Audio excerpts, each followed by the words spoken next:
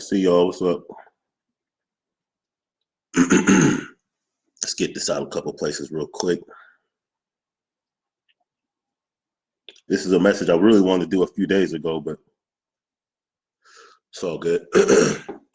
So, peace. You already know it's Jay Dizzle. Make sure you check that link and subscribe to the new channel. I'm trying to build up my new channel on YouTube, so make sure you check that shit out. So as you can see the title, you can see the caption. What we're doing on this one is we're just going to address not just the treachery of house nigginess, but also the uselessness of it in a society in which the people are starting to grow more conscious.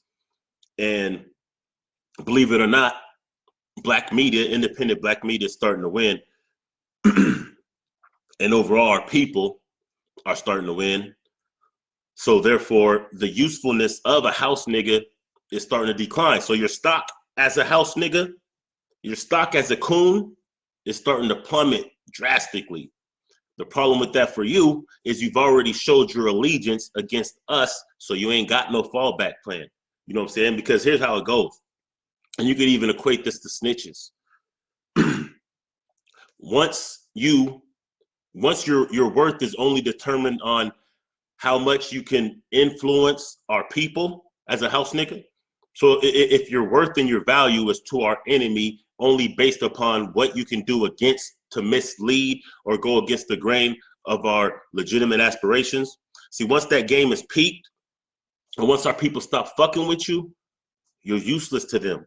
Now keep in mind that you also have the rising of white nationalism, meaning that from the top down, the white nationalist aspect is starting to resonate more with so many people in influential and powerful positions like the media, like politics.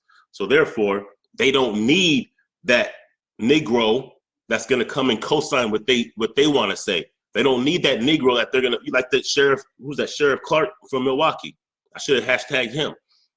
You see, because now that they're willing to just go ahead and say how they really feel, they don't need to put these kumbaya niggas on TV so that they can say what they really wanted to say, because they'll just say it themselves now. So once they realize that they can't influence the masses of our people with these coons and with these house Negroes, they're worth nothing anymore. Now their value is depleted. They don't need them. Now I'm gonna keep it real. When it comes to Steve Harvey, I have reliable sources that have informed me that on the low, Steve Harvey was actually doing some decent things for our people. You know what I'm saying? He was a decent dude for our people on the low. That might be the problem though, because on the surface, he was cooning.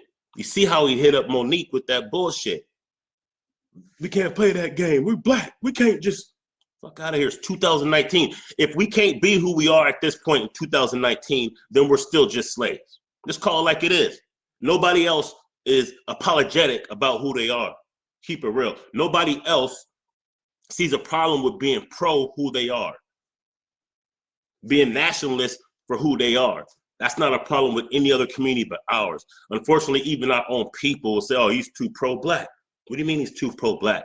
Like, I understand if you're saying some superficial shit. That's why I'm not with blowing up the spot with all this. I hate white people and kill these crackers. I'm not with all that, because that's not going to actually get things done, and it's only going to blow up the spot. And most of y'all that speak like that ain't really about it any damn way. So I don't even really want to hear that. But we can talk about doing things that are progressive for our people and laying down the foundation or continuing the foundation that's been laid to us so that we can actually progress and we can actually assert and achieve the type of power that's due to us and just what's due to us, period.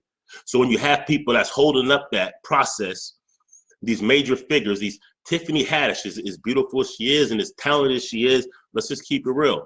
She came to that little thing with the fried chicken in the bag. She's been cooning and trying to please white men who don't give a damn about her for the longest.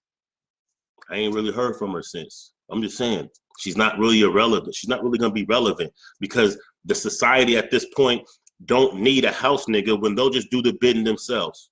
So your value, if it's only determined by how much you can serve them against us, once we don't fuck with you, once we come to the point where we don't even give you any juice, Once you cannot influence us because we are growing into who we are. We should be proud of this.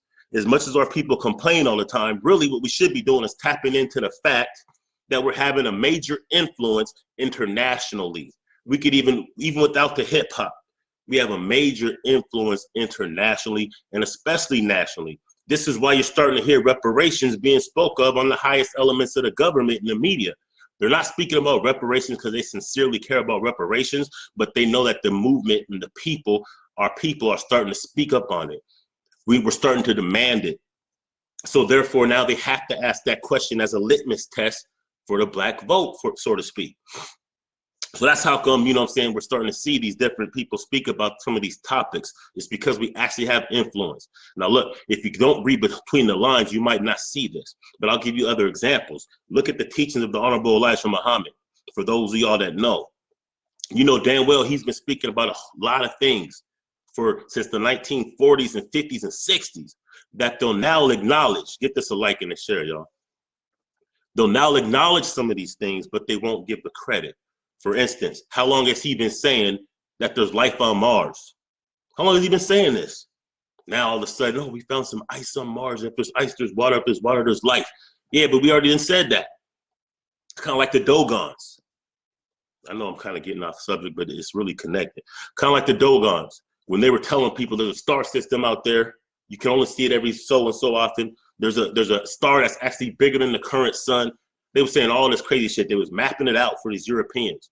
Took them like 100 years plus before their technology caught up to the knowledge that our ancestors had.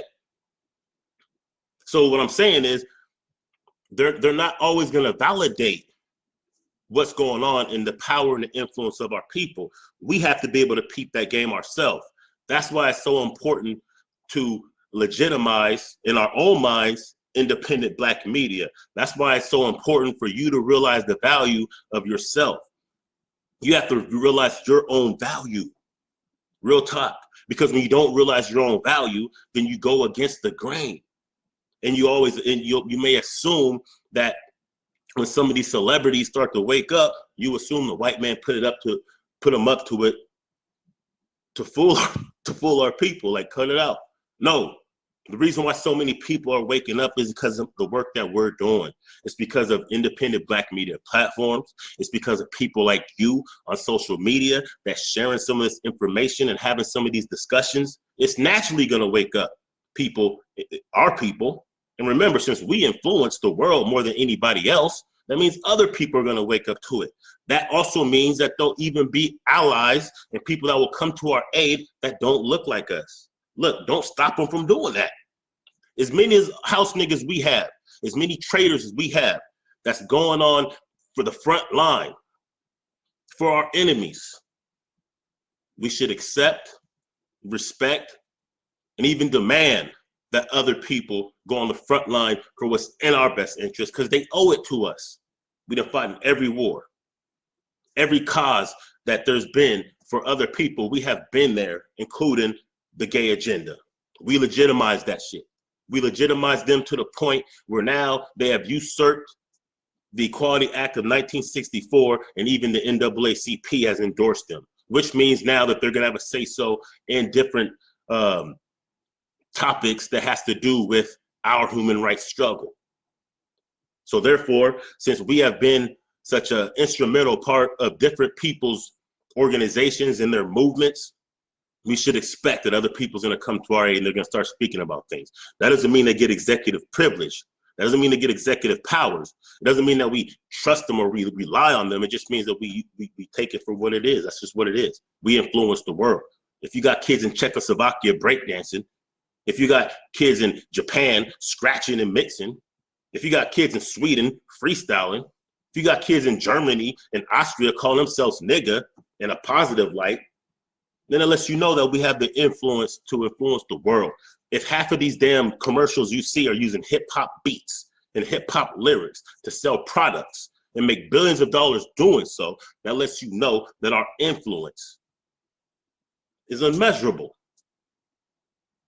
So therefore, when you weigh that against a house nigga, when you weigh that against somebody who's been used by our enemies against us, well, guess what? Once we tune them out, once they realize and they peep game that we don't fuck with them, they become useless. These Tommy Sotomayor type niggas. Look at this cat. He's been going against the grain for years, and that's been his bread and butter. Now, recently, what I'm starting to see is that even the white folks that were supporting him are coming out like, look, man, we don't really fuck with this dude.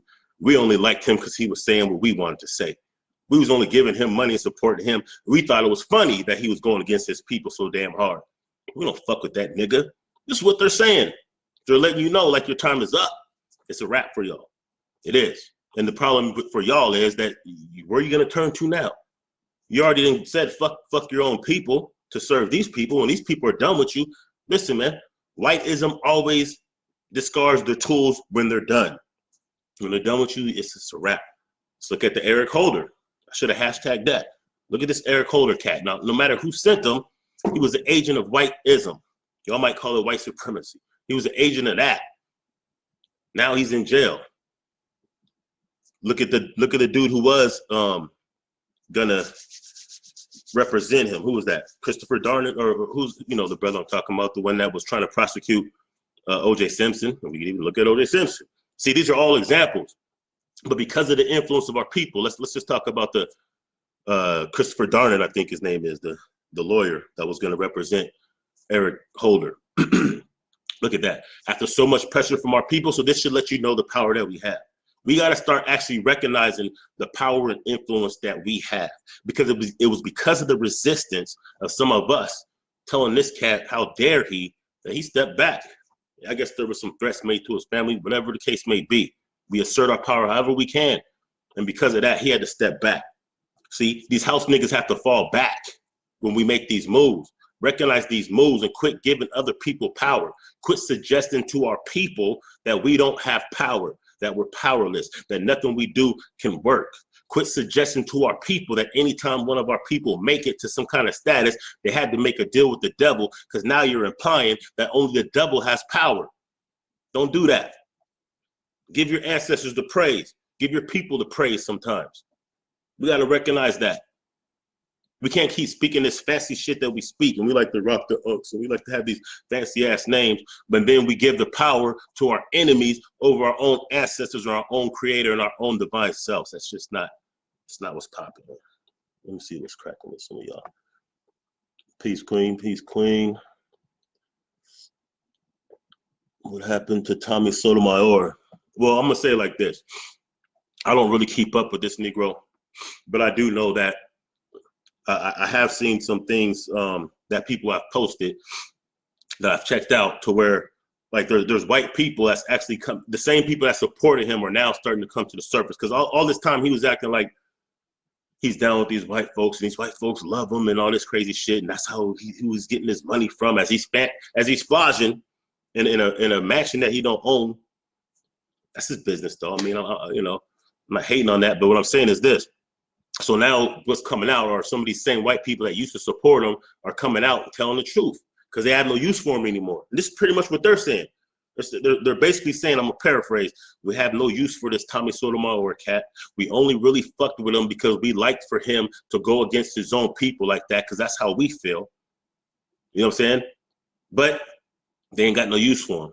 Let's look at this Sheriff David Clark from Milwaukee. Every single time one of us was murdered, Fox News would put him on front and center to talk about, oh, the black on black crime, and these guys are monsters, and hey, the law enforcement and all this bullshit. You know what I'm saying? He was used as a classical coon house nigga, Stephen on Django type of nigga. Now, what happened when he said some shit that went against the grain of what they wanted? What happened when he had that altercation on the airplane with a white boy that was disrespecting him, and he rightfully so checked him or put him in his place? After that, he lost all of his juice. Because they're like, yo, you can go against your own people all you want. Don't even raise up on ours. You know what I'm saying? So when you actually multiply that with the fact that our people ain't hearing what he's talking about, and that they no longer need a house Negro to the extent that they used to justify what they want to say and how they feel, because now they'll say it themselves. Now that there's an open lane for them to actually say what they want to say, and I think it's a good thing. You know what I'm saying? I've visited the South. My mother took me to the South for the first time when I was a child. I've been to the South a few times since then. That's where half of my family's from. So One thing I do respect about the South is when you go down South, man, and you're moving in these different towns, especially these small towns, they let you know where they stand. They might do business with you. You might be at one of the little general stores and they'll do business with you. Sometimes they won't take the money out your hand. You got to put it on the table. Like, yo, but they'll let you know where they're at. Even if they're cordial and civil with you for business, you know where they stand. I respect that more. I'd rather know where you stand.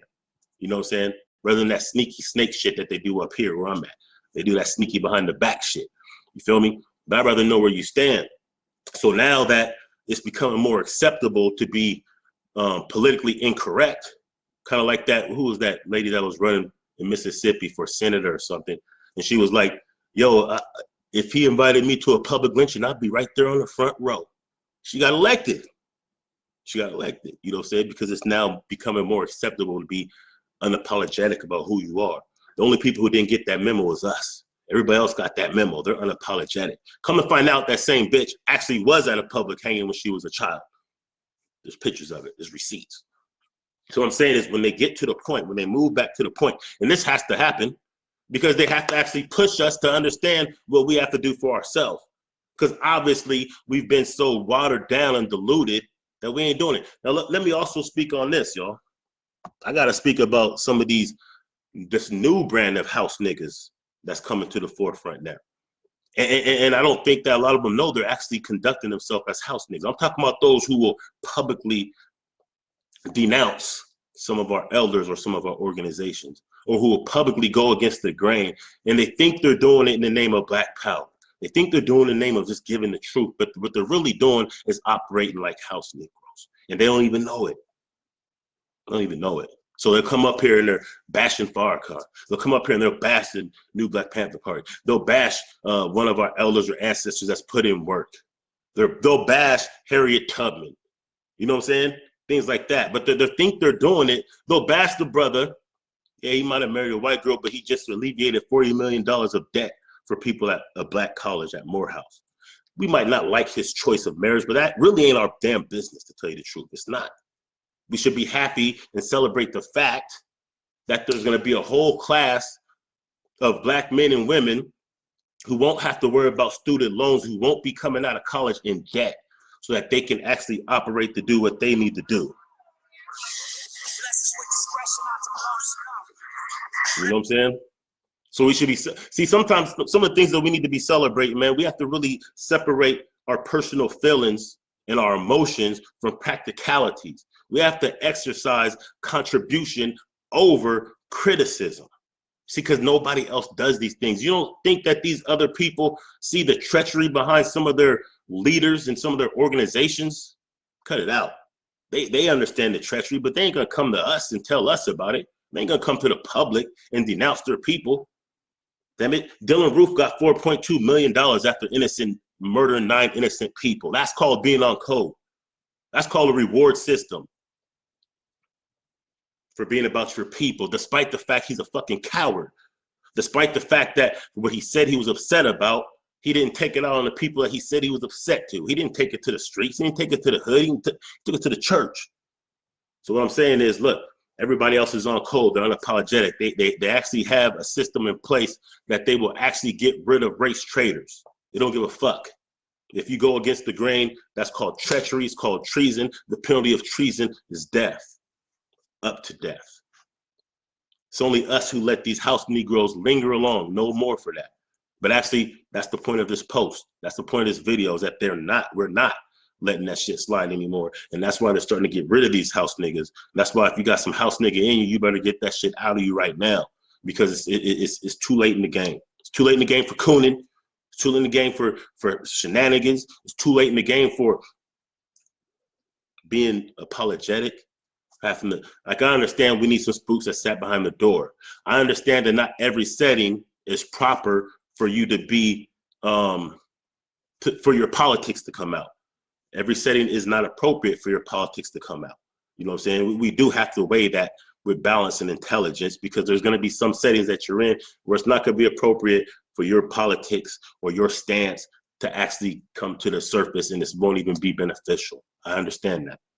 What I'm saying is when we're pushing for this thing as people who call ourselves activists, when we're pushing for this, for those of us who know what time it is and are trying to wake up our people, at this point, we can't be apologetic. At this point, we can't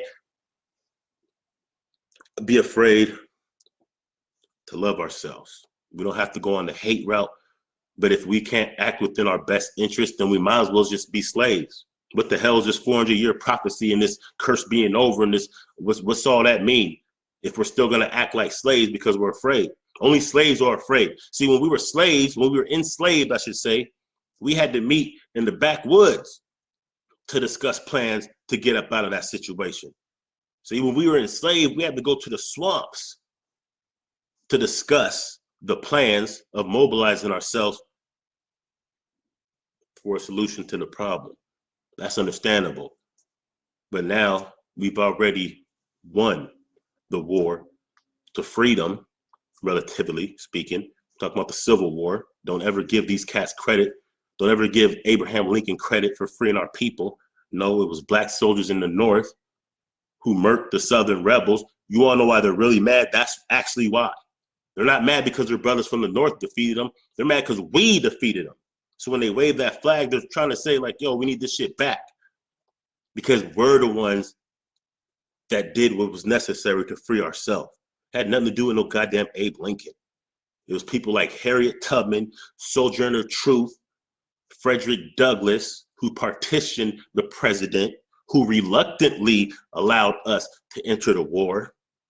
And once we entered the war, the tide changed because the South was going to mop up the North. Naturally, the South was going to win that war. That's where most of the damn Army brigades and forts and training centers are at. They knew the terrain. Of course they were going to win that war. But guess what happened? The black man entered that war and the black woman entered that war. And that changed the tide because we had something to fight for more so than them. And we understood guerrilla tactics more so than them. And we were on code. And our people have always been on code until recently. Hell, right after the enslavement, we built towns. What are you talking about? In the 1700s, we was on code. In the 1800s, we was on code. The early 1900s, we was on code. We didn't start getting off code until we thought that white ice was better, until we started getting comfortable because we thought that freedom meant that now we could spend with these people. We thought freedom meant that now we could, you know what I'm saying? Look, man, it's a marathon. The marathon continues. But it's over for the house Negroes, man. So that's it. Go ahead and share this shit. Go ahead and subscribe to the new channel on YouTube, Jay Dizzle. Fuck with Black I Stand Radio. Like the like page. Fuck with Black I Stand Nation, the group. You know what I'm saying? Let me know what you think. You know, that's it. Peace.